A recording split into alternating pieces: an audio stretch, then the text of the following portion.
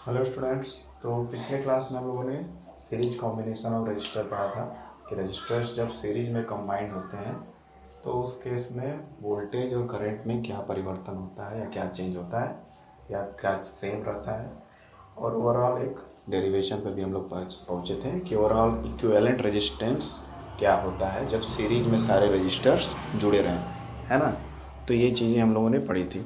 अब यहाँ पे हम लोगों को पढ़ना है पैरेलल कॉम्बिनेशन ऑफ रजिस्टर्स। जब रजिस्टर्स पैरेलल कॉम्बिनेशन में रहेंगे तब क्या होगा उसको समझना है एंड देन उसका मैथमेटिकल डेरिवेशन भी करना है। चलिए तो पहले समझ लेते हैं क्या होता है पैरेलल कॉम्बिनेशन। पैरेलल कॉम्बिनेशन का मतलब है कि भाई पैरेलल लाइंस, सिंपल भाषा में अगर कहा जाए, है ना, सिंपल भाषा में अगर कहा जाए तो जैसे मैथमेटिक्स बोला जाता है कि पैरेलल लाइंस है वो कभी मिलती नहीं है, सीधी चली जाती है, ठीक है। तो कुछ इस तरह से हम लोग ऑन पेपर शो कर सकते हैं पैरेलल कॉम्बिनेशन को। यहाँ पे आप देख रहे होंगे कि रजिस्टर्स को मैंने 1 बाय 1 अटैच किया है इस पूरे सर्किट से, है ना। तो ये पैरेलल कॉम्बिनेशन लग ही रहा है, सब तीनों एक दूसरे के पैरेलल है, तीसरे के पैरेलल है। अब पैरेलल का एक्चुअल मीनिंग क्या होता है उसको समझना पड़ेगा कि पैरेलल कॉम्बिनेशन में क्या परिवर्तन होता है ओवरऑल सर्किट में। तो ये हमारा पावर सप्लाई है, यहाँ से वोल्टेज आ रहा है ना। ये एमीटर है, करंट मेजर कर रहा है। ये हमारे 3 रजिस्टर है जिनको मैंने पैरेलली यहाँ से अटैच किया है, इन 2 पॉइंट से ए और बी पॉइंट से अटैच किया है, ठीक है। और करंट आई निकलना है यहाँ पर, लेकिन करंट फिर यहाँ तक तो आई है, यहाँ तक इसका वैल्यू जो है आई है, लेकिन यहाँ पे जाने के बाद, यहाँ पहुँचने के बाद करंट के रास्ते बदल जा रहे हैं। करंट 3 रास्तों में डिवाइड हो जा रहा है, यानी करंट की वैल्यू वेरी करेगी। यहाँ तक तो सेम रहेगी, उसके बाद यहाँ तीनों में अलग अलग रहेगी। इससे सीधे क्लियर पता चल रहा है, इस तीनों में इक्वली डिस्ट्रीब्यूट होगी, इसका कोई गारंटी नहीं है ना। तो तीनों में डिपेंड करता है कि रेजिस्टेंस क्या है, उसके बेसिस पे करंट ज़्यादा या कम जाएगी, लेकिन इक्वली नहीं जाएगी सब में। मतलब आई यहाँ करंट है तो आई सबके पास नहीं पहुँचेगा, ठीक है। तो करंट के रास्ते डिवाइड हो जा रहे हैं, इसलिए करंट का वैल्यू वेरी होगा तीनों रजिस्टर के पास। वापस करंट यहाँ से निकलेगा और फिर आई हो जाएगा, क्योंकि law of conservation of charge apply होता है कि चार्जेस कभी भी ख़त्म नहीं होते हैं। तो चार्ज ख़त्म नहीं होंगे, चार्ज उतने ही रहेंगे, तो फिर हमारा करंट भी उतना ही रहेगा, उसमें कोई परिवर्तन नहीं होगा। तो ओवरऑल करंट आई निकला था तो वापस आई आ जाएगा, लेकिन बीच में इस कॉम्बिनेशन की वजह से थोड़ा सा करंट के वैल्यू में चेंज हो सकता है अलग अलग रजिस्टर्स पे, ठीक है। जैसे हम लोगों ने सीरीज कॉम्बिनेशन में पढ़ा था, जैसे सीरीज कॉम्बिनेशन में कई सारे रजिस्टर्स जो थे R1, R2, R3, इस तरह से कई सारे जो रजिस्टर्स थे वो एक दूसरे से इंटरकनेक्टेड थे, लगातार क्रम में थे, और इस तरह के ऑर्डर को हम लोग सीरीज ऑर्डर बोलते हैं, है ना, क्लियर है। अब उसके बाद क्या होगा कि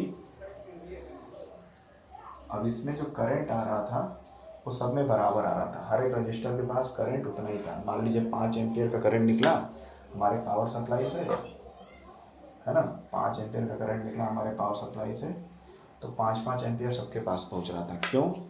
क्योंकि करंट के फ्लो करने के लिए एक सिंगल रास्ता था, करंट इसी रास्ते से फ्लो करते हुए जाती है ना।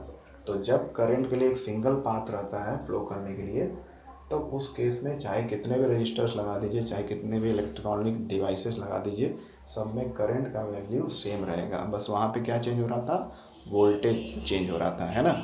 वोल्टेज क्यों चेंज हो रहा था ये भी देख लेते हैं। वोल्टेज सेम तब रहता है जब किसी एक इलेक्ट्रॉनिक डिवाइस का जो रजिस्टर है उसके दोनों एंड डायरेक्टली पॉजिटिव और नेगेटिव टर्मिनल से जुड़े रहे, है ना। तो R1 का पॉजिटिव, इसके पॉजिटिव से तो कनेक्शन है लेकिन नेगेटिव से नहीं है, नेगेटिव से ये सीधे R3 से जुड़ा है ना। तो जैसे कि ऐसे रहता कॉम्बिनेशन, मान लीजिए हमारा R3 है और ये डायरेक्टली कनेक्टेड है हमारे पोटेंशियल डिफरेंस से, यानी हमारे वोल्टेज सप्लाई से, ठीक है। तो यहाँ पॉजिटिव एंड रेजिस्टेंस के एक एंड पे लगा है R3 के, और नेगेटिव एंड R3 के दूसरे एंड पे लगा है। तो यहाँ पे दोनों ही टर्मिनल डायरेक्टली उस रजिस्टर के दोनों एंड से जुड़े हैं, किसी पार्टिकुलर रजिस्टर के दोनों एंड से जुड़े हैं, तो इस तरह के केस में पोटेंशियल डिफरेंस क्या होता है, सेम होता है, यानी वोल्टेज सेम होता है। लेकिन जो सीरीज कॉम्बिनेशन था, हम लोगों ने पहले भी पढ़ चुके हैं इसको, कि सीरीज कॉम्बिनेशन में डायरेक्टली कोई भी दोनों एंड से नहीं जुड़ा हुआ है ना। इस वजह से वोल्टेज सब में अलग अलग था। लेकिन करंट के केस के लिए क्या देखते हैं हम लोग कि पाथवे क्या है। अगर सिंगल रास्ता है करंट के फ्लो करने के लिए, एक सिंगल पाथ है, तो करंट हमेशा सेम रहेगा, चाहे उसमें कितने भी रजिस्टर्स हों।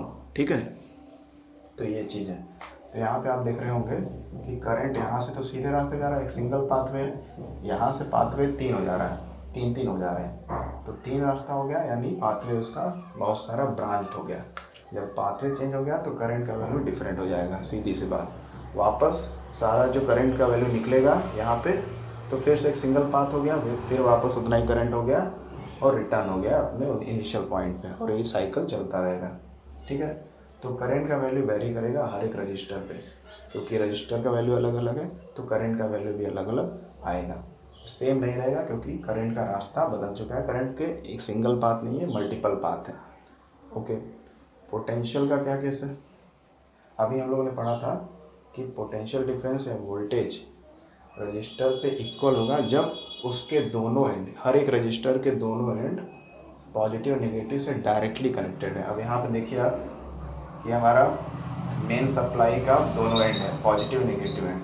पॉजिटिव एंड R1 के यहाँ से जुड़ा है और R1 के यहाँ से भी जुड़ा है, ये नेगेटिव एंड जुड़ा है ना। तो इंडिविजुअली इस पॉइंट से, A पॉइंट और B पॉइंट पे तीनों रजिस्टर जुड़े हुए हैं, है ना। और वो A और B पॉइंट क्या है, पॉजिटिव और नेगेटिव टर्मिनल का पार्ट है। तो कह सकते हैं हम लोग कि R1, R2, R3 जो है डायरेक्टली पॉजिटिव और नेगेटिव टर्मिनल से जुड़े हुए हैं। इस वजह से पोटेंशियल डिफरेंस तीनों रजिस्टर पे सेम रहेगा। ठीक है, और करंट का मल्टीपल पाथ हो जा रहा है, इसलिए करंट का वैल्यू डिफरेंट रहेगा। क्लियर है? अब चलिए इसको समराइज करके एक स्टेटमेंट लिखते हैं जो अभी हम लोगों ने डिस्कस किया। ओके, चलिए तो इसको इन शॉर्ट क्या लिख सकते हैं,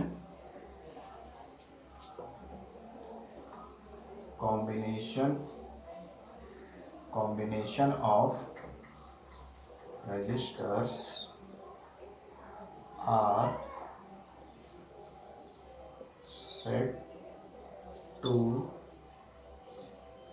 be parallel when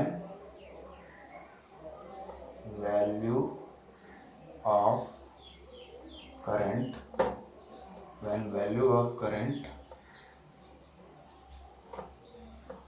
is different on each register and value of potential difference। इसको आप हमेशा पूरा लिखिएगा, क्योंकि स्पेस कम है, जल्दी लिखना है, इसलिए मैं PD लिखता हूँ। पोटेंशियल डिफरेंस को हमेशा पूरा लिखिएगा। Potential difference, value of potential difference is same around each resistor. ठीक है, तो रजिस्टर के मतलब रजिस्टर के कॉम्बिनेशन को पैरेलल कॉम्बिनेशन तब बोल सकते हैं जब उसमें करंट का वैल्यू हर एक रजिस्टर पे डिफरेंट हो और पोटेंशियल डिफरेंस यानी वोल्टेज का वैल्यू सेम हो हर एक रजिस्टर पे। तब इस तरह के कॉम्बिनेशन को हम लोग, जब ये कंडीशन फॉलो करेगा तो डेफिनेटली वो सारे रजिस्टर किस कॉम्बिनेशन में होंगे, पैरेलल कॉम्बिनेशन में होंगे। ठीक है, क्लियर? ओके, एक बार फिर से समझ लेते हैं कि रजिस्टर का वो कॉम्बिनेशन पैरेलल कहलाएगा जब उसमें हर एक रजिस्टर के अराउंड करंट डिफरेंट हो और पोटेंशियल डिफरेंस हर एक रजिस्टर के अराउंड सेम हो, तब ये कॉम्बिनेशन पैरेलल कॉम्बिनेशन कहलाएगा। ठीक है, ओके। अब इसके बाद हम लोग चलते हैं इसके न्यूमेरिकल डेरिवेशन पे, फार्मूला डिराइव करते हैं, और हमेशा की तरह हम लोग इस्तेमाल करेंगे ओम्स लॉ का। तो अकॉर्डिंग टू ओम्स लॉ, ठीक है, अकॉर्डिंग टू ओम्स लॉ, हमेशा ये लिखना पड़ेगा क्योंकि उसका इस्तेमाल कर रहे हैं। V is equal to I into R, ठीक है, V is equal to I into R. अब मैंने पिछली बार बताया था सीरीज के कॉम्बिनेशन के डेरिवेशन के समय कि डेरिवेशन करने के लिए हमेशा रजिस्टर्स को छोड़कर बाकी दो चीज़ें हैं, पोटेंशियल और करंट। इन दोनों में से जो चीज़ चेंज हो रही है उस किसी पार्टिकुलर कॉम्बिनेशन में, तो उसका वैल्यू हम लोग निकालेंगे तो अल्टीमेटली वो हमको फाइनल आंसर दे देगा, ठीक है। तो रजिस्टर को छोड़ दिए है तो अल्टीमेटली फाइनली ये डिराइव हो ही जाएगा। अब उसके बाद बचा करंट और वोल्टेज इस कॉम्बिनेशन में सेम है तो डिफरेंट क्या है, करंट। तो हम लोग करंट को वैल्यू को निकालेंगे जिसकी सहायता से हमारा फाइनल इक्विवेलेंट रेजिस्टेंस डिराइव हो जाएगा। क्योंकि करंट चेंज है इसलिए करंट का वैल्यू निकालेंगे। तो इसको रीअरेंज करेंगे इस फार्मूले को, तो I इक्वल टू क्या आ जाएगा, V अपॉन आर, है ना। I equal to V upon R होगा। ओम्स लॉ का यूज किए, और जो कि यहाँ पे करंट डिफरेंट है इस कॉम्बिनेशन में पैरेलल में, तो करंट का वैल्यू निकालेंगे तो क्या हो जाएगा, ये बनेगा I equal to V upon R. Okay, अब इसके आगे बढ़ते हैं और इसको और क्लियरली समझते हैं, ठीक है। चलिए, ये याद रखना है, इसी की सहायता से आगे करना है।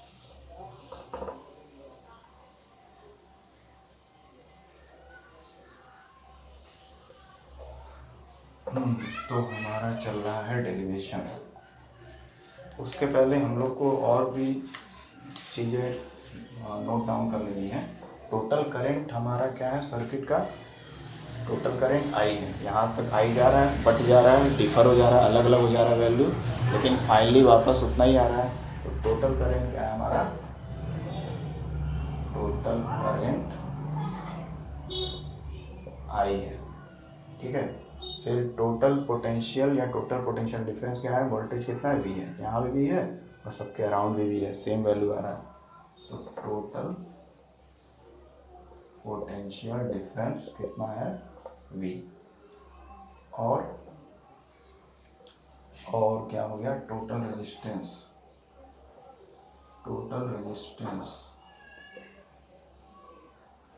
हर एक रजिस्टर का अपना रेजिस्टेंस होगा। तो टोटल अगर रेजिस्टेंस माने तो उसको कैसे रिप्रेजेंट करेंगे, आर पी से, ठीक है, रेजिस्टेंस इन पैरेलल कॉम्बिनेशन, ठीक है। तो टोटल रेजिस्टेंस को हम लोग आर पी से रिप्रेजेंट कर सकते हैं। ये तो डिफरेंट है, सारा ऐड कर दिया जाएगा तो उसको हम लोग आर पी से मान ले रहे हैं, रिप्रेजेंट कर रहे हैं, ठीक है। तो हम लोग करंट निकालेंगे, तो टोटल करंट क्या निकलेगा, I equal to V total voltage on total resistance यानी आर पी मतलब resistance in parallel combination, P है सब्सक्रिप्ट हमारे, ठीक है, ये हमारे सब्सक्रिप्ट में। तो ये हमारा टोटल करंट का वैल्यू निकल गया। ओके, अब हम लोग करंट एक एक रजिस्टर पे निकालेंगे, जो कि हम लोग समझ रहे हैं कि जो करंट का वैल्यू है, करंट जो है 3 रास्ते में डिवाइड हो जा रहा है तो उसका वैल्यू चेंज होगा। तो मान लेते हैं R1 के पास I1 नाम का करंट पहुंचेगा, R2 के पास I2 नाम का करंट पहुंचेगा, R3 के पास I3 नाम का करंट पहुंचेगा, यानी अलग अलग वैल्यू से करंट तीनों जगह से जाएंगे, है ना। तो उसको हम लोग I1, I2, I3 मान लिए। तो हम लोग इसी फार्मूले का इस्तेमाल करके इसी की तरह तीनों वैल्यू निकालेंगे, I1, I2 और R3। तो लिखते हैं करंट एट R1 पे कितना करंट होगा, R1 पे कितना करंट होगा, I1, है ना। R1 पे हम लोगों ने करंट मान लिया है, कुछ डिफरेंट वैल्यू होगा। I1 is equal to total voltage तो V ही है, और पैरेलल कॉम्बिनेशन में वोल्टेज हर जगह सेम है तो V ही लेंगे, उसको V माने हम लोग, अपॉन रेजिस्टेंस हमारा क्या है, वही R1 है। तो R1 पे करंट का वैल्यू इस फार्मूले के बेसिस पे क्या बनेगा, I1 is equal to V upon R1, ठीक है, ये फार्मूला बन गया। दूसरा, करंट एट R2 पे क्या करंट माने हम लोगों ने, I2 is equal to total voltage upon total resistance, मतलब यहाँ का रेजिस्टेंस अलग अलग R2 है, इसी तरह से हम लोग करंट एट R3, R3 पे करंट क्या मान लिए हम लोगों ने, I3 है, और टोटल वोल्टेज है V, और यहाँ का रेजिस्टेंस कितना है, R3 है ना। यहाँ थोड़ा सा एडजस्ट करना पड़ेगा।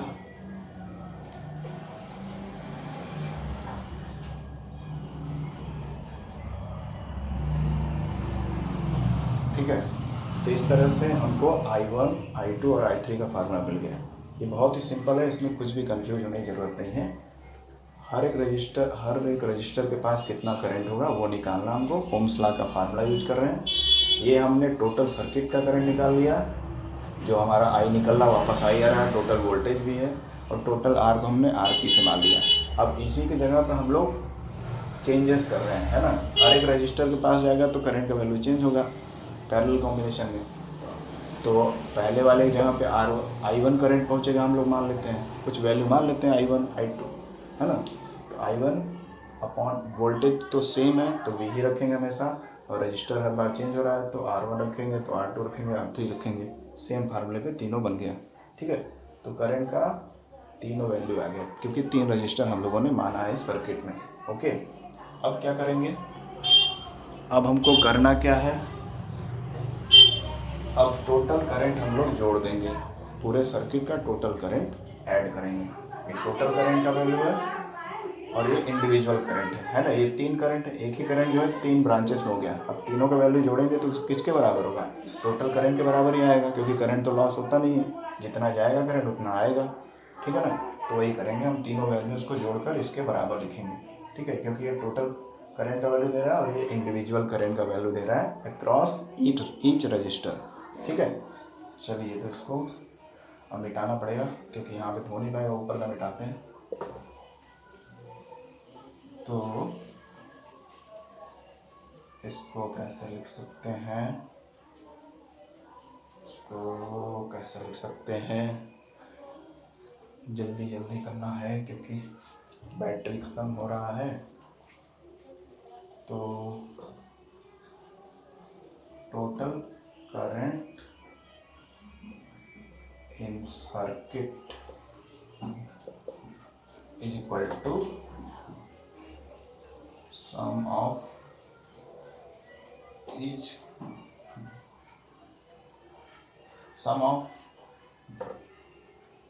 करंट अराउंड ईच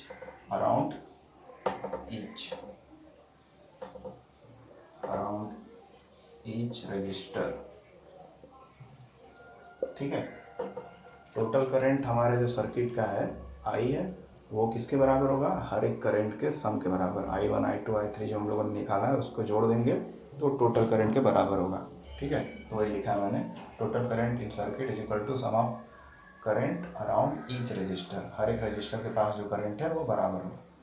तो यानी लिख सकते हैं I, टोटल करंट को I माना है हम लोगों ने, is equal to I1 plus I2 plus I3।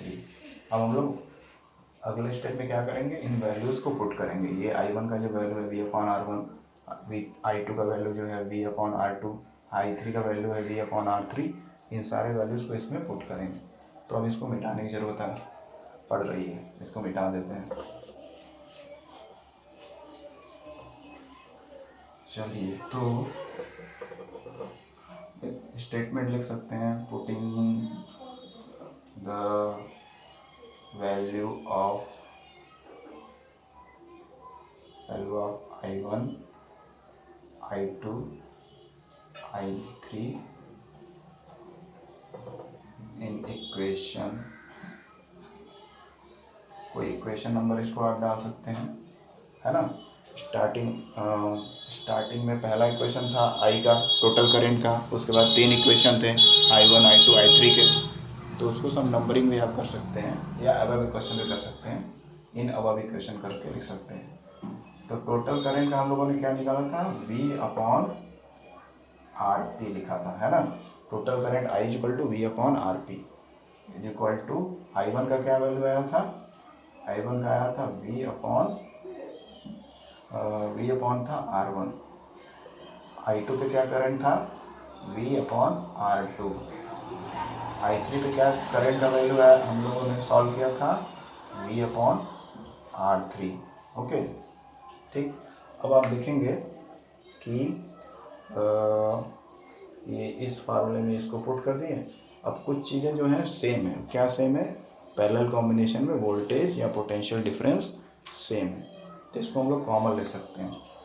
तो यहाँ पे अगर कॉमन लें, ये हमारा लेफ्ट हैंड साइड का है, और अगर v को कॉमन ले लें तो क्या आएगा, 1/R1 प्लस 1/R2, ये v कॉमन ले लिया मैंने, बाहर निकाल लिया, 1/R3। ठीक है, तो v से v both side cancel out हो जाएगा, है ना, ये v से v both side cancel out हो गया। कैंसिल आउट हो गया तो क्या बना, अब इसको ऊपर थोड़ा सा लिखना पड़ेगा, है ना, ये आपको क्लियर है, v और v दोनों इक्वल टू के हैं, साइड कैंसिल आउट हो गए, है ना। अगला स्टेप मैंने एरो बना के इधर लिखा है, अगला स्टेप मैंने एरो बना के आगे की तरफ लिखा हुआ है। ठीक है, यहाँ पे आप कंफ्यूज मत होइएगा, ये एरो है, इतना मैंने लिख दिया। उसके बाद नेक्स्ट स्टेप यहाँ पे किया है, जिसमें v मैंने कॉमन ले लिया है, और इक्वल टू बोथ साइड जो v है सेम वैल्यू है, तो इसको मैंने कट कर दिया है। ठीक, अब अगला स्टेप यहाँ पे लिखते हैं, इसको मिटा देते हैं। यहाँ तक तो आपको समझ में आ गया होगा, ये हमारा लास्ट स्टेज अभी था। इसके आगे का करते हैं, इसके आगे का करते हैं, एक बार फिर से इसको लिख देते हैं। इसी स्टेप को मैं दोबारा लिख दे रहा हूँ, है ना, नहीं तो आपको कन्फ्यूजन होगा शायद। v ये कॉमन लिया मैंने यहाँ पर, तो ये आ गया 1/R1 plus 1/R2 plus 1/R3। ठीक, अब v दोनों साइड सेम है, पोटेंशियल डिफरेंस का वैल्यू सेम है, तो बोथ साइड कैंसिल आउट हो जाएगा, है ना, बोथ साइड कैंसिल आउट हो जाएगा। तो बचेगा क्या, यहाँ 1 बचेगा, 1/RP is equal to 1/R1 plus 1/R2 plus 1/R3। Okay, तो ये हमारा फाइनल डेरिवेशन हो गया, ये हमारा क्या हो गया, फाइनल डेरिवेशन हो गया किसका, resistance in parallel combination. Parallel combination में जब रजिस्टर्स जुड़े रहेंगे तो उनका इक्विवेलेंट रेजिस्टेंस जो होगा वो इस तरह से होगा, ये हमारा डेरिवेशन हो गया। ठीक है, 1/RP या इक्विवेलेंट रेजिस्टेंस भी इसको बोल सकते हैं, is equal to 1/R1 plus R2 plus 1/R3, जितने भी रहें अगर वो पैरेलल में है तो इस तरह से उनको वैल्यूज पुट करना पड़ेगा। अब यह एक बात ध्यान दीजिए कि सीरीज कॉम्बिनेशन में सारे वैल्यू जुड़ रहे थे, R1 plus R2 plus R3, तो सीरीज कॉम्बिनेशन में रेजिस्टेंस जुड़ता है। रेजिस्टेंस जब जुड़ेगा तो करंट को रोकेगा, है ना, और जब करंट को रोकेगा तो क्या होगा कि वो मतलब करंट को ज़्यादा रोक सकता है। ठीक है, तो सीरीज कॉम्बिनेशन में कोई भी चीज़ को ऐड करेंगे तो उस पर क्या होगा, दबाव पड़ेगा, रेजिस्टेंस बढ़ जाएगा, करंट बहुत ज़्यादा फ्लो नहीं कर पाएगा जितना उसको फ्लो करना चाहिए, क्योंकि सारे रेजिस्टेंस वैल्यू ऐड हो जाते हैं। यहाँ पैरेलल में आप देख रहे हैं, पैरेलल कॉम्बिनेशन में रेजिस्टेंस 1/R, है ना, अपॉन के फॉर्म में ऐड हो रहे हैं, यानी वैल्यूज़ कम हो जाएगी। तो अगर कभी कभी पूछा जाता है कि सीरीज कॉम्बिनेशन और पैरेलल कॉम्बिनेशन में किस में रेजिस्टेंस का वैल्यू बढ़ता है और किस में घटता है, तो सीरीज कॉम्बिनेशन में रेजिस्टेंस का वैल्यू बढ़ता है, ओवरऑल सारे वैल्यूज ऐड हो जाते हैं। यानी कि कोई भी अगर अप्लायंस, कोई भी बिजली का सामान अगर हमारे घर के सर्किट में सीरीज कॉम्बिनेशन में जोड़ा गया है तो ओवरऑल वो लोड डालेगा, रेजिस्टेंस बढ़ेगा, वायर में हीटिंग होगा, शॉर्ट सर्किट हो सकता है ना, क्योंकि करंट इतना इजीली फ्लो नहीं करेगा।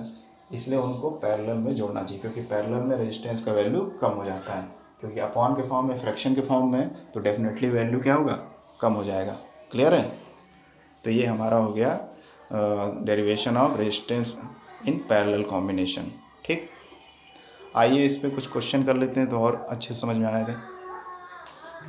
हाँ, तो ये पिक्चर को मिटा देते हैं। ये हमारा डेरिवेशन कंप्लीट हो गया है। नेक्स्ट टॉपिक में हम लोग हीट और पावर, इलेक्ट्रिक पावर के बारे में पढ़ेंगे। तो इस पे 2-3 क्वेश्चन लगा लेते हैं, कम से कम 2 तो लगा लिया जाए, है ना। तो ये मिटा देता हूँ मैं अब। आई होप सब क्लियर हो गया होगा। हमेशा याद रखिए कि resistance in series greater than resistance in parallel, है ना। सीरीज में रेजिस्टेंस सारा जुड़ जाता है, ज़्यादा हो जाएगा, ज़्यादा रेजिस्टेंस होगा तो करंट स्लोली मूव करेगा, है ना। इसलिए चीज़ों को हम लोग को जो घर में वायरिंग होती है वो पैरेलल होती है, सीरीज में नहीं, है ना। अगर सीरीज में होगी तो सब पे लोड बढ़ेगा और करंट इक्वली डिस्ट्रीब्यूट नहीं हो पाएगा सब पे।